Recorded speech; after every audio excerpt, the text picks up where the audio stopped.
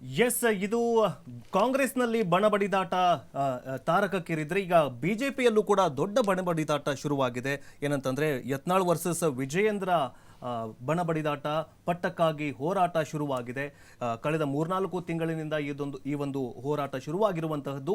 ಆದರೆ ಈಗ ನಿನ್ನೆಯಷ್ಟೇ BY ವಿಜಯೇಂದ್ರ ಅವರು ರಾಜ್ಯಾಧ್ಯಕ್ಷ ಬದಲಾವಣೆಗೆ ಆಗುವಂತಹ ಬದಲಾವಣೆಯ ಪ್ರಶ್ನೆಗೆ 20ರೊಳಗೆ ನಿಮಗೆ ಉತ್ತರ ಸಿಗತ್ತೆ ಅಂತ ಹೇಳಿದ್ರು.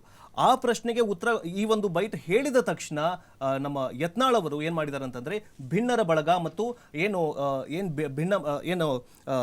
ಭಿನ್ನರ ಪಡೆ ನಾಡಿದ್ದು ಮೀಟಿಂಗ್ ಮಾಡೋದಕ್ಕೆ ಮುಂದಾಗಿದ್ದಾರೆ.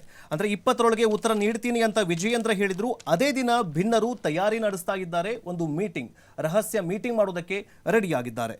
ಅದರ ಬಗ್ಗೆ ಯತ್ನಾಳ್ ಅವರು ಏನು ಹೇಳಿದ್ದಾರೆ ಅಂತ ನೋಡ್ತಾ ಹೋಗೋದಾದ್ರೆ, ರಾಷ್ಟ್ರೀಯ ಬಿಜೆಪಿ ಶಿಸ್ತು ಸಮಿತಿ ಶೋಕಾಸ್ ನೋಟಿಸ್ ನೀಡಿದ್ರೂ ಕೂಡ ಕ್ಯಾರೆ ಎನ್ನದ ಶಾಸಕ ಬಸನಗೌಡ ಪಾಟೀಲ್ ಯತ್ನಾಳ್ ಬಣದ ಮುಖಂಡರು ಇದೇ ತಿಂಗಳು 20ರಂದು ಸಭೆ ನಡೆಸುವುದಕ್ಕೆ ನಿರ್ಧಾರ ಮಾಡಿದ್ದಾರೆ.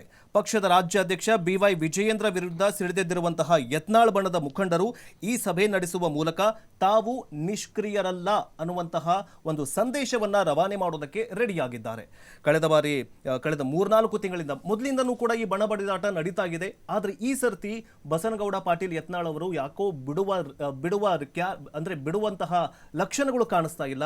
ಮಾಡು ಇಲ್ಲವೇ ಮಡಿ ಬಣ ಅಂದ್ರೆ ಡೂ ಆರ್ ಡೈ ಸಿಚುವೇಶನ್ ಅಲ್ಲಿ ಬಣ ಬಡಿದಾಟ ನಡೀತಾ ಇದೆ. ಯತ್ನಾಳ್ ಅವರ ಟೀಮ್ ಈಗ 20ನೇ ತಾರೀಕು ಅವರ ಒಂದು ಮೀಟಿಂಗ್ ಮಾಡ್ತಾರೆ. ಈ ಮೀಟಿಂಗ್ನಿಂದಾಗಿ ಹೈಕಮಾಂಡ್ಗೆ ಏನು ಸೂಚನೆ ಕೊಡ್ತಾರೆ ಅಂತಂದ್ರೆ, ನಾವು ನಿಷ್ಕ್ರಿಯವಾಗಿಲ್ಲ, ಅಂದರೆ ನಾವಿನ್ನೂ ಕೂಡ ಈ ಒಂದು ಹೋರಾಟದಲ್ಲಿ ನಾವಿನ್ನೂ ಕೂಡ ಸಕ್ರಿಯವಾಗಿದ್ದೀವಿ ಅಂತ ಅನ್ನುವಂತಹ ಒಂದು ಸಂದೇಶವನ್ನು ನೀಡೋದಕ್ಕೆ ರೆಡಿಯಾಗಿದ್ದಾರೆ. ಹಾಗಾದರೆ ಬಹಿರಂಗ ಹೇಳಿಕೆ ನೀಡಿದ ಕಾರಣಕ್ಕೆ ರಾಜ್ಯ ಬಿಜೆಪಿ ಭಿನ್ನರ ಪಡೆ ನಾಯಕ ಯತ್ನಾಳ್ಗೆ ಶೋಕಾಸ್ ನೋಟಿಸ್ ಅನ್ನು ನೀಡಿತು. ಅದರ ಬಗ್ಗೆ ಒಂದು 3 ದಿನದಲ್ಲಿ ಗಡುವು ಕೂಡ ನೀಡಿತು ಉತ್ತರ ಕೊಡಬೇಕು ಅಂತ.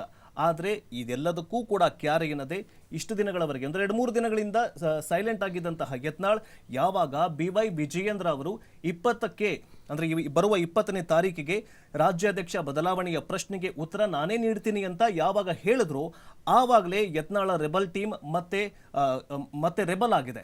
ಏನಪ್ಪಾ ಅಂತಂದ್ರೆ, ಅದೇ ದಿನ ನಾವು ಮೀಟಿಂಗ್ ಮಾಡ್ತೀವಿ, ಈ ಮೀಟಿಂಗ್ನಿಂದಾಗಿ ನಾವು ಹೈಕಮಾಂಡ್ಗೆ ಏನು ಸಂದೇಶ ಕೊಡ್ತೀವಿ ಅಂತಂದ್ರೆ, ನಾವು ನಿಷ್ಕ್ರಿಯ ಆಗಿಲ್ಲ, ಅಂದ್ರೆ ನಾವು ಸುಮ್ಮನಿಲ್ಲ, ಈ ರಾಜ್ಯಾಧ್ಯಕ್ಷರ ಬದಲಾವಣೆ ಆಗಲೇಬೇಕು ಅನ್ನುವಂತಹ ಪಟ್ಟನ್ನ ಹಿಡಿದಿದ್ದಾರೆ.